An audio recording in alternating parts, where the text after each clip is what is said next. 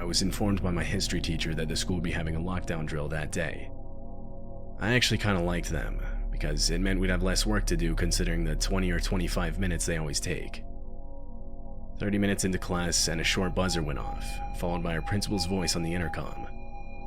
Like every other drill, he explained how the school was going into lockdown, but that it was just a practice drill. He explained that should there ever be a real lockdown, the buzzer would sound for longer, and there would be no intercom announcement. Our teacher instructed all of us to shut the curtains and go into the corner of the classroom that was not visible from the outside door. He then shut off the lights and locked the door. For the next few minutes, we sat in silence.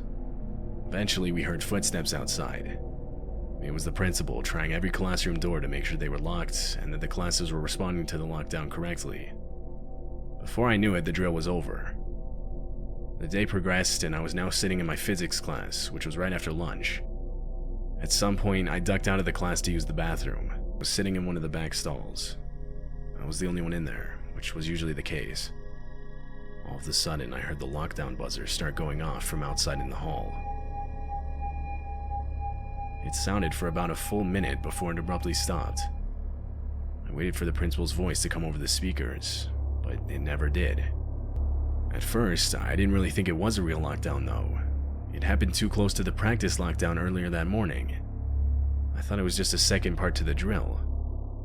But as I sat there for a few more minutes, I started to realize that if that were the case, that probably would have been explained over the intercom. I started to panic, now thinking this was real.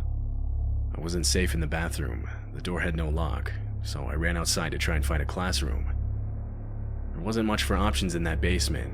It was also hard to see now that they turned the hall lights off. But I did eventually find a classroom door. I tried the handle. It was locked. I looked in through the glass part of the door. In one of the corners, I could barely make out a kid hiding. Part 2 is up.